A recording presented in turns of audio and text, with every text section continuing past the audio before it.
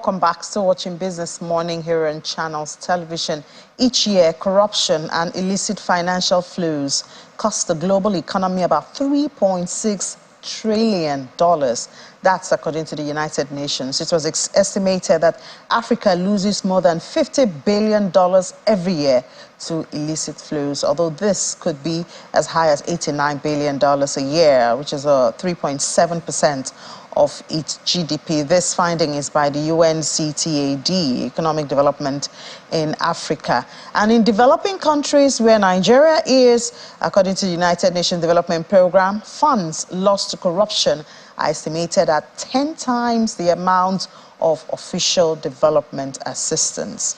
Now, a lot of findings have also said that corruption is the bane of Nigeria's development. And so while the country and the federal government is out making policies, creating ministries, how much impact or how much attention has been given to the factor corruption and its disruption in economic development? That's what we are discussing this morning with Mr. Soji Apampa, the founder and executive director of the Convention on Business Integrity in Nigeria, joins us virtually. Mr. Apampa, thank you so much for your time.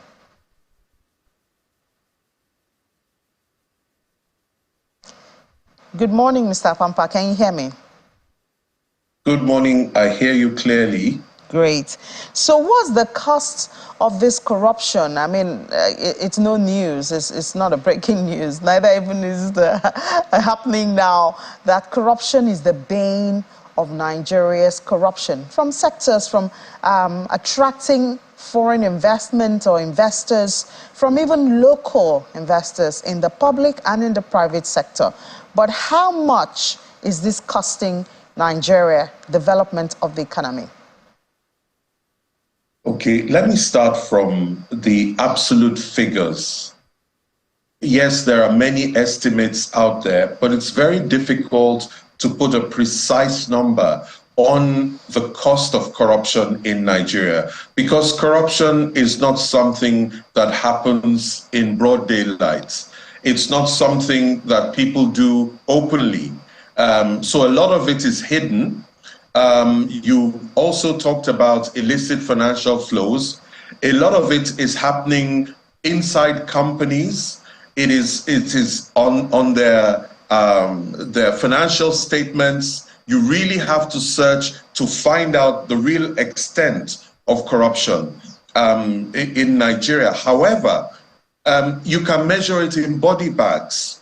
We saw the other day, and God rest her soul, the house officer that lost her life due to the lift falling in Lagos, falling like 10 floors.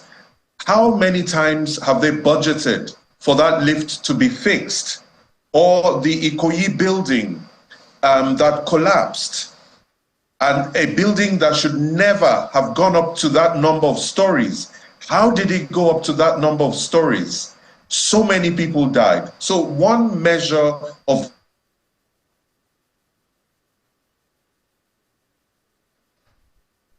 Seems we're having a little bit of challenge with the network from Ibadan there, where Mr. Apampa is joining us from. Mr. Apampa, are you back? Yes. Okay. Sorry. Right. I was Go ahead. interrupted for a second there. Yes. So the other issue, apart from measuring it in the number of body bags, is the foregone development. How much development should have come to different areas in Nigeria if only the monies that were budgeted were actually used for what they were earmarked? That is the second one. What about our broken and substandard infrastructure? The roads, I recall a figure during the Obasanjo regime that 1 trillion was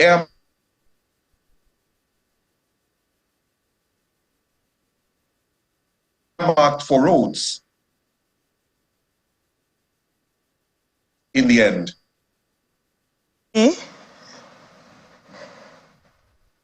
Sorry. Yeah, another disruption there. Yes. So very, very simply, I think you can measure corruption in terms of number of body bags, foregone development, lack of diversification of our economy, and broken and substandard infrastructure that we're having to deal with. Let me leave the cost of corruption at that. Okay, so now let's move forward now. We have a relatively new administration led by President Bola Tinubu. We just had ministers giving their portfolios, some ministries created. You know, Nigerians are really expectant. President Tinubu has been described as a pro-market person from his antecedent, and so we expect the foreign investors to flow. What should Nigeria be doing now? What should the president be doing now to set the pace on this issue of corruption and, you know, the deterrent that it brings to both local foreign investors in the private and the public sectors? Okay, the first thing is that we shouldn't fool ourselves. No politician in Nigeria will fight corruption. And let me qualify that. So we should manage our expectations, because corruption has become a political tool. It's a tool that we use to equip our side while keeping other sides out. So it's a political tool, and politicians do not want it to end in their own time.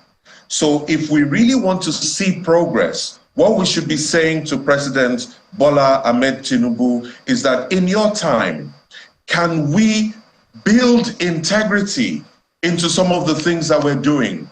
And what does that mean? It means that in certain sectors, we will see progress where we're tightening the loopholes, especially in things that go against their policies. For instance, they're trying to harmonize the exchange rate. So there is an interest right now in plugging loopholes from the central bank, plugging loopholes in our financial sector stability. So let's work on that. Let's plug those loopholes. Let's tighten the screws and build integrity into it. Then the next thing, they probably want to make sure that there's food security. Let's plug the loopholes in agriculture. Let's make sure that whatever we're spending on agri goes directly to the production of food. If we do that, sector by sector, we will reduce the levels of corruption. But asking them to go after those who have stolen money as the primary way of fighting corruption, we have found after 50 years that is futile. Because while they're running after those who have stolen in the last administration, people in their administration loot the treasury as well. So except you actually stop the hemorrhaging and you close the loopholes, then you will never deal with this issue of corruption. So let's be realistic about our expectations that politicians don't really want to fight corruption. However, whatever they have prioritized in their policies, they want those things to be successful. So why don't we tighten the screws in the places where they want to be successful and reduce corruption in those areas? And let's stop, because if one administration after the other works on several sectors at a time, before we go 2-3 administrations, we will actually reduce corruption overall. But to expect that there will not be corruption will be very difficult, given the nature of the kind of politics that they run. Yeah, thank you so much, Mr. Soji Apampa. I guess what stands out there is when you say that politicians will not fight corruption, and that is worrying because politicians are the hem of affairs. Well, thank you so much for sharing your thoughts and perspective with us, founder and executive director of the Convention on Business Integrity in Nigeria, Mr. Soji Apampa. Thank you.